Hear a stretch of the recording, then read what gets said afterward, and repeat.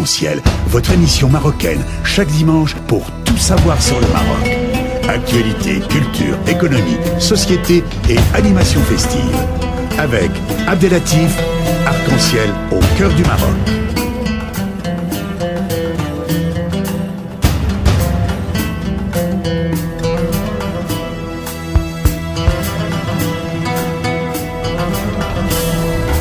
Arc-en-Ciel, la chronique. Bonjour à toutes et bonjour à tous et bienvenue dans l'émission Arc-en-Ciel sur Radio Pluriel. Arc-en-Ciel Info.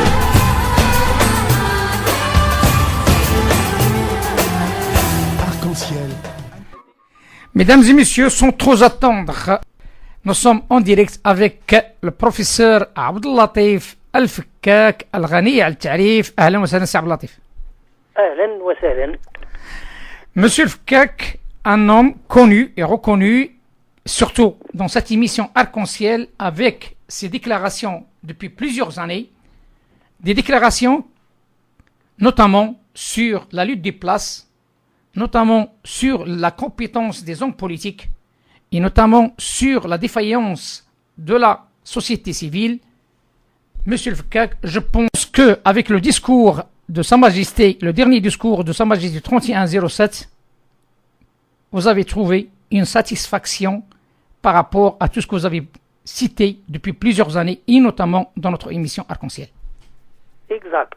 Ça m'a fait un très grand plaisir parce que déjà il y a 4 ans, on en avait parlé qu'il va falloir faire des révisions constitutionnelles, des révisions, je dirais une refonte ou là une réforme de la société, et surtout revoir les modes de gestion de l'État.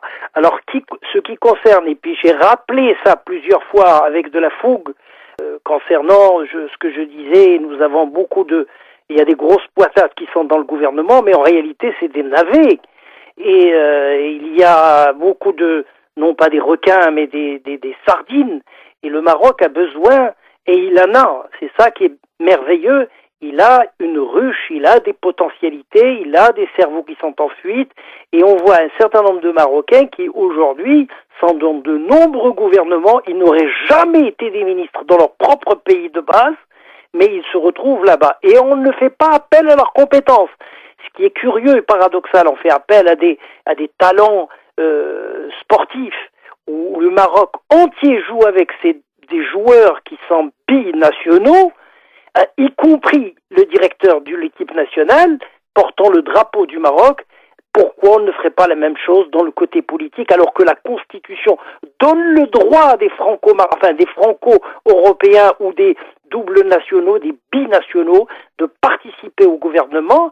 Cette Constitution n'est pas mise en application. Le roi l'avait prévu le 6 novembre 2006, mais malheureusement, les partis politiques ne veulent pas. Et aujourd'hui, c'est une belle claque, 2 belles gifles qui sont données à des partis politiques qui doivent écouter le discours pour la crédibilité du Maroc et pour la préservation de la monarchie constitutionnelle, car aujourd'hui, les classes moyennes et les cadres au Maroc, quand on discute avec eux, ils n'ont pas la même fougue. Ils souhaitent changer la modification d'un certain nombre de règles démocratiques pour tous, et la méritocratie pour chacun, mais plus de prédateurs, plus de privilèges, plus de népotisme, plus de corruption qui pose problème.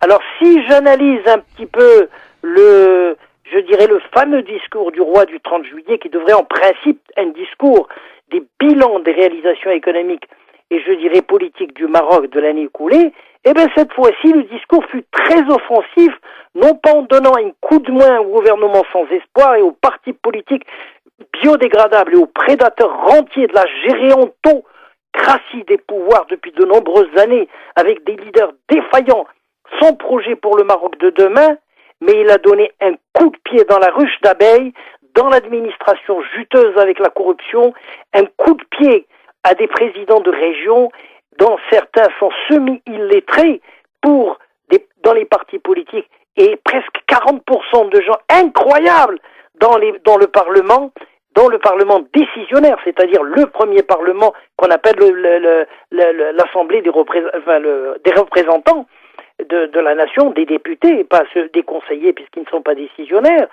mais c'est incroyable, ils sont dans le sanctuaire de la loi et ils ne savent ni lire ni écrire. Alors ça c'est le paradoxe.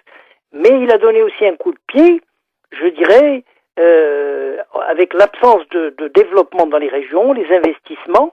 Et la Banque mondiale nous a signalé, je l'ai lu il y a 4 ou 5 semaines, le rapport de 2040, c'est-à-dire la prévision.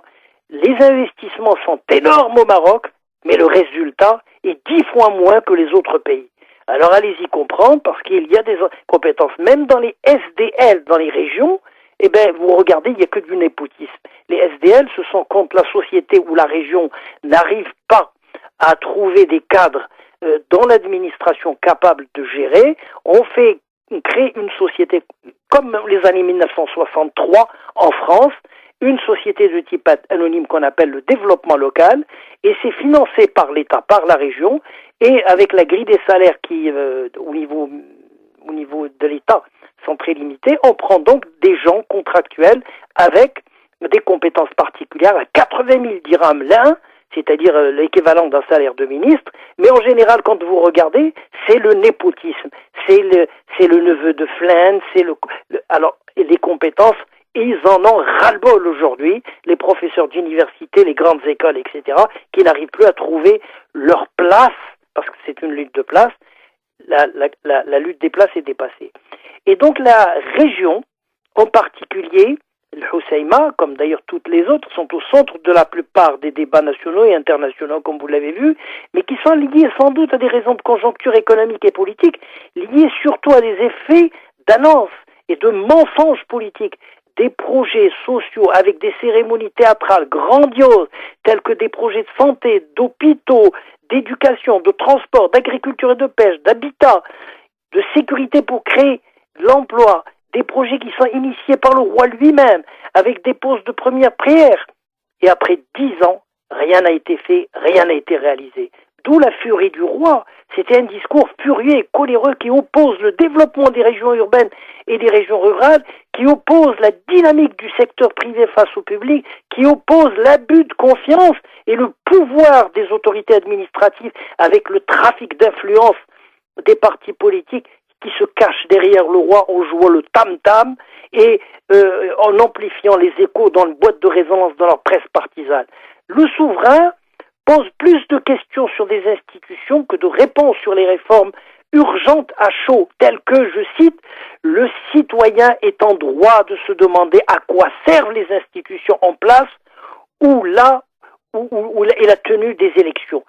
Si le roi lui-même ne donne aucune crédibilité à des partis politiques qui ont trahi leur mission, fin de citation, la problématique est comment aujourd'hui de passer d'une société de confiance à une société de méfiance à une société de confiance au Maroc, avec une démocratie, je dirais plus parlementaire, comme la majorité de l'ensemble des pays, mais plus, je dirais, moniste et à régime qu'on appelle présidentiel.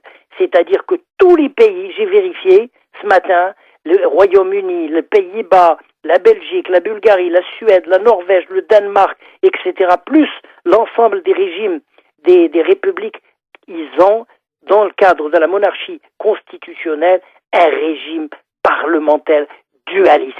Ce qui veut dire que le Parlement doit être responsable devant le peuple, les élus et le roi, mais pas simplement au niveau du roi, car il faut les mouiller, leur responsabilité. On ne peut pas tout le temps les prendre en charge. Comment passer, je dirais, d'un état de passe-droit à un état de droit au Maroc? Comment passer d'une société des partis politiques sans gouvernants qui font le décor à une société de la bonne gouvernance des partis politiques? Comment passer de l'incompétence administrative des responsables trop peu ambitieux, du gouvernement, des groupements, des partis, des partis politiques pour former un gouvernement cohérent, pas contre nature, composé avec des islamistes, aujourd'hui des islamistes, des communistes, des libéraux, des conservateurs, des socialistes, des centristes, qui veulent être les premiers acteurs de la scène politique dans des institutions politiques crédibles pour la société. Le souverain qui a donc exprimé, au nom de la société marocaine, son ras-le-bol sur le peuple marocain, ce que le peuple marocain pense bas, ce que pense l'élite et l'intelligentsia, ce que pensent les universitaires pensent bas. Les classes ouvrières et supérieures sont marginalisées par le népotisme, le clientélisme, la corruption et toutes les vices de la société marocaine. Justement, moralité de l'histoire, le roi qui insiste pour que les partis politiques, le gouvernement, l'administration rendent des comptes. Autrement dit, il faudrait instaurer le GAR, la gestion axée sur le résultat, comme disait la Banque mondiale. Il a demandé à ces mêmes responsables depuis des décennies sur la scène politique aujourd'hui qu'ils démissionnent de leur mission. S'ils ne sont pas capables de faire du développement sans sacrifier leur dignité, avec une classe moyenne en difficulté aujourd'hui, avec des fins de mois difficiles et un pouvoir d'achat défaillant en chute. Mais en tout cas, la question, monsieur Fkak, après cette introduction, qui est assez intéressante, et comme on a l'habitude, on est un peu coutumier par rapport à ces déclarations depuis un certain temps, et nous sommes heureux que vous êtes heureux que Sa Majesté a fait le même diagnostic que vous par rapport à cette constat néfaste, il faut dire les choses telles qu'elles sont. Vous avez dit, selon aussi le communiqué, que avec ce constat néfaste, il y a un risque pour la monarchie. Exact. Et vous proposez, derrière ce risque pour la monarchie qui représente l'unité du peuple, des recommandations qui sont au nombre de 6, et des recommandations pas tout simplement théoriques, mais des recommandations opérationnelles, parce qu'on est dans le réaliste et le réalisable. Quelles sont ces recommandations et quelles sont leurs chances d'aboutir? Exact. J'ai encore 10 minutes à peu près parce qu'il faut les développer et être un petit peu pédagogique, sinon ça va être 10 minutes chrono. Voilà, 10 minutes chrono. Donc je ne vais pas être très très pédagogique, mais l'essentiel, c'est que d'une manière générale, dans le monde entier, le changement d'un État, le changement des sociétés se fait que de 3 manières. Il n'y en a pas plus. Ok? La première, c'est le changement des leaders compétents et choisis par leur père. On ne peut pas avoir une liste civile au palais et une liste pour le gouvernement et ils choisissent que ceux qu'ils veulent et que ceux qu'ils connaissent parce qu'ils ne lisent pas. Il est incroyable que, par exemple, à l'ISCAE, ils aient formé plus de 17 ministres. Ce sont les étudiants qui se trouvent comme des ministres et les originaux. Donc on trouve les photocopies et que les originaux restent à faire de l'enseignement. Aujourd'hui, ils ont quitté. Avec le départ volontaire, ils ont encore 50 ans et ils peuvent aider le gouvernement. On ne fait pas appel à leurs compétences parce que les Marocains ne lisent pas. Et je rappelle une chose qui est extrêmement importante, qui me fait mal, c'est que le Coran lui-même dit à l'ensemble de la communauté arabe, lisez le Coran, lisez le premier mot et qui est à l'impératif Iqra.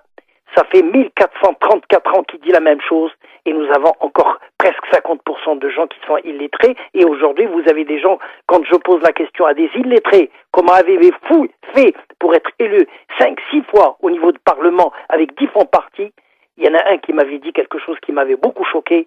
Il m'a dit, est-ce que le prophète lui-même est cultivé? Est-ce qu'il sait lire? Je lui ai dit non. Alors il m'a dit, comment il a fait pour diriger un État islamique? Légendaire.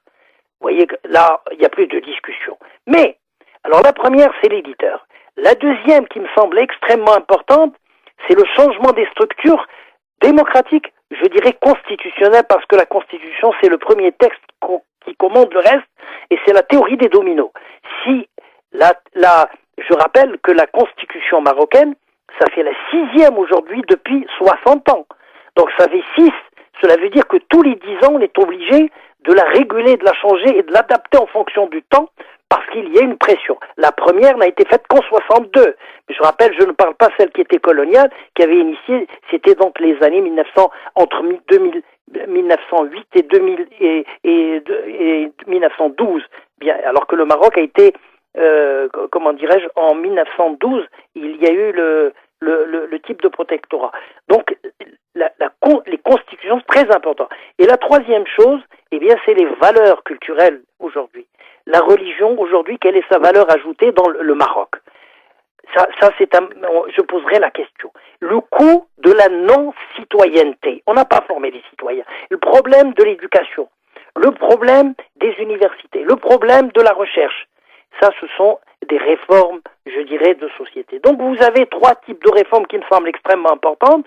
Un, c'est la réforme de l'État, la réforme, je dirais, de la société et la réforme des modes comment dirais-je, la réforme des modes de gestion. Donc je vais commencer par le premier. Donc, comment dirais-je, dans les pays développés, il y a aujourd'hui l'informatisation. C'est-à-dire que l'administration publique a des structures, une nouvelle gestion publique, elle cherche ce qu'on appelle la productivité dans un secteur public plus la performance, et même l'OCDE, aujourd'hui, elle pense que l'État est nécessaire pour accroître la performance de celle-ci, mesurable, et elle consiste généralement à faire passer un État d'un fonctionnement administratif à un fonctionnement de type gestionnaire, à un système bureaucratique, à un système, je dirais, d'une nouvelle gestion publique. Et là, la théorie générale, ça ne veut pas dire que c'est quelque chose qui n'existe pas. La théorie générale, c'est un dénominateur commun de 150 pays. Un, c'est renforcer l'exécutif avec une intelligentsia. Autrement dit, personne ne peut au moins dire que si demain il n'y a pas des gens qui n'ont pas de doctorat ne peuvent pas être des ministres. Deuxième chose, que les gens qui seront élus, le minimum c'est d'avoir un baccalauréat. Au moins, c'est le minimum de choses. Rationaliser le travail de type parlementaire. Regardez un petit peu l'absentéisme qu'il y a. Introduire une représentativité de ce qu'on appelle la performance mesurable, c'est-à-dire un sens de l'intérêt, c'est-à-dire une entrepreneuriat public dans les organes de l'État. Modifier l'exercice également du suffrage universel. Pourquoi ? Aujourd'hui, le suffrage universel devrait être à 2 tours. Pourquoi ? Parce que le citoyen va voter, mais il ne sait pas pour quel parti. Si on avait 2 tours, ça permettrait aux partis de se regrouper en 2 pôles. Il y a 36 partis aujourd'hui et il y a 10 000 associations aujourd'hui au Maroc. C'est une inflation, on ne sait plus. Et pourtant, ils ont les mêmes programmes. Ils n'ont rien du tout. C'est tous exactement les uns copiés sur les autres. Or, le deuxième tour, le premier tour permettrait à tout le monde de se présenter, parfait, pour voir un petit peu leur crédibilité sur le marché électoral. Mais le second tour permettrait au moins pour les électeurs, par respect constitutionnel, je dirais, du contribuable et de l'électeur, d'avoir une visibilité, de choisir des regroupements de partis selon l'idéologie, selon une performance, selon de n'importe quel critère, mais au moins que le secteur, que l'individu puisse... Et j'avais dit tout à l'heure que la responsabilité ne peut pas être parlementaire à régime présidentiel, c'est-à-dire moniste vis-à-vis du roi. Non, il faudrait absolument qu'on modifie le Parlement pour que ça soit partagé entre les gens qui sont élus et éligibles. Donc le Parlement. Deuxième chose qui me semble très importante, c'est la libéralisation dans le cas de la littérature et la dérégulation de nombreux secteurs économiques, par exemple la privatisation, la fonction publique. Et la fonction publique, il est inadmissible comme réforme. On peut aussi dire 5 ans pour un individu contractuel avec l'État. Il dégage et il laisse la place aux autres parce que c'est un droit de tous les Marocains. On ne peut pas rester 40 ans. Il n'y a pas d'expérience. Un individu, comme je l'ai dit d'ailleurs dans le cadre de la Banque mondiale et qui a repris cette citation, un Marocain aujourd'hui qui a 40 ans dans l'administration, c'est une année d'expérience multipliée par 40 fois répétitive. Je fus dans l'administration et j'ai été un ancien conseiller d'un ministre de l'Éducation nationale, de la recherche scientifique. Et je sais de quoi je parle quand j'ai été là. J'ai vécu pendant 3 ans et demi un calvaire, car les individus ils sont des instituteurs, sont montés des directeurs généraux, des directeurs centraux. Lorsque vous leur parlez d'un projet, ils comprennent au bout de 4 heures, mais quand vous lui dites signer, ah non, est-ce que mon ami a signé? Vous avez perdu 4 heures à lui faire de la pédagogie, il trouve que c'est intéressant, que c'est moderne, etc. Les contraintes juridiques de la gestion à caractère public ne lui permettent pas de modifier les choses, mais un individu, voilà, vous avez un directeur central, c'est-à-dire comme un général avec lequel vous partez sur des types de stratégies, vous rentrez dans les détails pédagogiques, mais il a une mentalité d'un adjudant-chef. Ça, on le comprend. La deuxième chose c'est les réformes d'État. Il y a eu des préceptes, c'est le libéralisme, par exemple, économique, au niveau du Royaume-Uni avec Margaret Thatcher, il y a celui de Reagan, mais l'essentiel de la transformation de l'État se fait de 2 choses. D'abord, c'est la modernisation de l'administration des postes régaliens de l'État et la modernisation des postes à responsabilité de l'État avec ce qu'on appelle le GAR. Deuxième chose, il y a la réforme de la décentralisation des régions en confiant, par exemple, la régionalisation avec des contrats-programmes pour des secteurs sensibles et sinistrés tels que l'éducation, tels que la santé, le transport, l'agriculture et la pêche et l'habitat doivent absolument être pris en charge par les régions, parce que chaque région est un espace vital économique, doit être géré à travers des avantages comparatifs en faisant du marketing de région, c'est-à-dire non pas du marketing, du clientélisme et du népotisme pour tous les responsabilités réservées donc à des SDL, le PPPA, le partenariat public-privé, la compensation industrielle, l'offset, la gestion déléguée, etc. Et aujourd'hui, vous avez, c'est quelque chose d'absolument incroyable. Vous avez 64 ans d'indépendance et nous ne sommes pas capables de gérer l'électricité, l'eau, le métro et un certain nombre de choses. On a fait appel à l'IDEC et à d'autres, la RADEC, etc., espagnols, pour gérer notre électricité parce qu'on ne sait ni le produire ni le distribuer.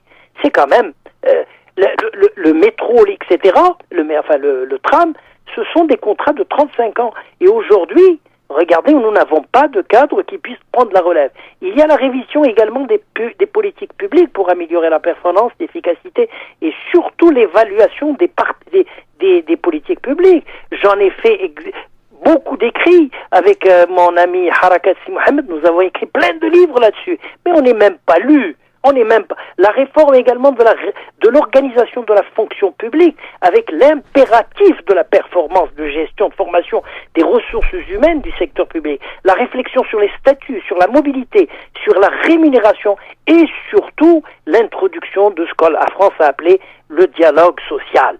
Ça, c'est très important. Au niveau de la réforme constitutionnelle, je crois que je vais les sauter parce que j'en ai un petit peu parlé, mais il y a la réforme du choix politique parlementaire dualiste avec pas que le régime présidentiel, c'est-à-dire que l'exécutif doit être aussi responsable devant le roi et devant le Parlement, la démocratie à 2 tours et le choix, je dirais, et c'est très important pour une cure d'amaigrissement du personnel et de l'État qui n'a pas de sous, c'est le choix du monocamérisme, une seule chambre parlementaire puisque l'autre n'est pas décisionnaire. Elle ne sert à rien. Imaginez, c'est 30 000 dirhams par personne et que vous multipliez par 325 de députés et elle ne produit à rien.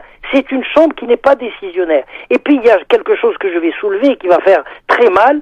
Eh bien aujourd'hui, c'est le choix de la laïcité au Maroc, avec une liberté de conscience. On ne peut pas avoir, dans un État qui est multiracial, multireligionnaire, avec des juifs qui existent, l'État islamique. Non, c'est un État qui doit être neutre. Les États modernes, cosmopolites, multiconfessionnels, reposent sur la neutralité de la laïcité, reposent sur 3 principes et des valeurs. Un, c'est ce que disait Obrouk tout à l'heure, l'islam doit rentrer dans les républiques, doit rentrer dans un état de droit, pas dans un état de droit. Sinon, nous avons 2 structures de type bicéphale. Ce qui va faire, c'est que tous les religieux au Maroc, avec leurs conseils, doivent travailler, ne doivent pas être à la charge de l'État. C'est comme les prêtres en France. Les prêtres travaillent, c'est un prêtre ouvrier ou un prêtre directeur, etc. Aujourd'hui, ils sont à la charge de l'État, il n'y a aucune valeur ajoutée. Mieux, regardez un petit peu ce qui s'est passé au niveau de il n'y a pas de laïcité. Mais vous avez partout au Maroc pour des raisons. Vous avez partout au Maroc, vous entendez la lecture du Coran dans les bus, dans les taxis, chez les commerçants, dans les portables avec les prières, dans les Facebook, dans les WhatsApp. Ils s'en est submergés d'images avec des vidéos religieuses le vendredi, il n'y a pas un chat dans la rue. Mais vous ne pouvez plus discuter scientifiquement ni avec les étudiants, le grand public, sans avoir à être gavé des versets coraniques. Il ne me reste pas beaucoup de temps parce que vous avez dépassé largement les 10 minutes, parce que je vous cache pas la vérité. En vous écoutant, c'est un plaisir, il faut dire les choses telles qu'elles sont. Il y a aussi une phrase que je la reçois chaque vendredi, Jumu'ah Mubaraka. Il y a même des hommes politiques et des hommes d'institutions qui ont que ça à faire. Ils envoient à tout le monde des Jumu'ah Mubaraka, da'u ma'ana. Donc on est un petit peu dans un cadre de mendicité intellectuelle, et ça c'est gravissime. Bien, cette phrase. Ouais. Eh bien tout ça, vous l'avez entendu.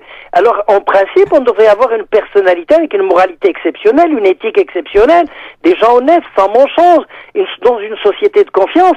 Or, on n'a que des ratés. on a des escrocs, on a des politicards véreux, on a des combinards. Donc la société d'où proviennent ces êtres humains? Ces corrupteurs, ces corrompus, le népotisme de leur oncle, la violence, le vol, l'absence d'éthisme, l'extrémisme, le terrorisme, l'ignorance, les mafias politiques. Que faire de ces produits qui ne connaissent ni Dieu ni maître et qui se réclament de purs musulmans de l'islam modéré? Je me demande à quoi ils servent. Depuis toute notre enfance, on entend la même chose.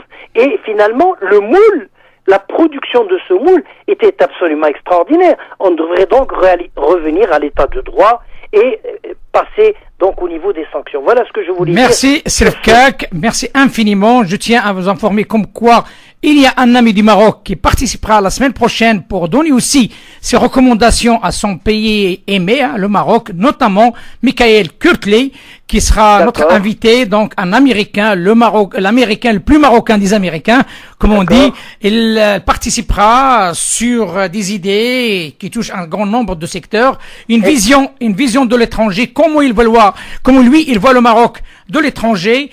Quelles sont les carences, quels sont les mouvements qui sont en train de se passer et qu'est-ce qu'il propose dans un cadre de promotion. Je vous dis à très bientôt, Inch'Allah. Au revoir et merci beaucoup. Arc-en-ciel.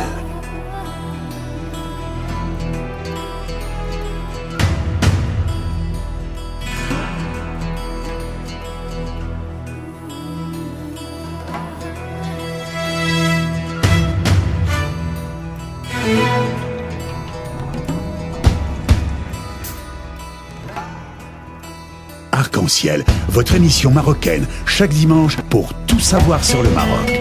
Actualité, culture, économie, société et animation festive. Avec Abdelatif, Arc-en-ciel au cœur du Maroc.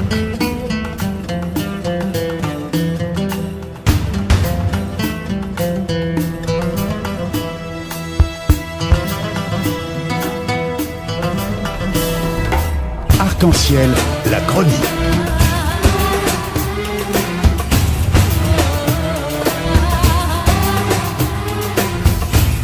Arc-en-ciel info.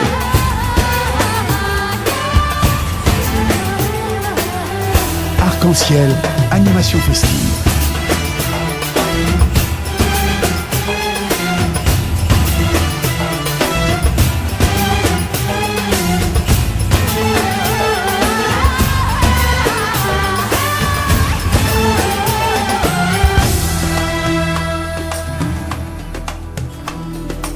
Arc-en-ciel au cœur du Maroc.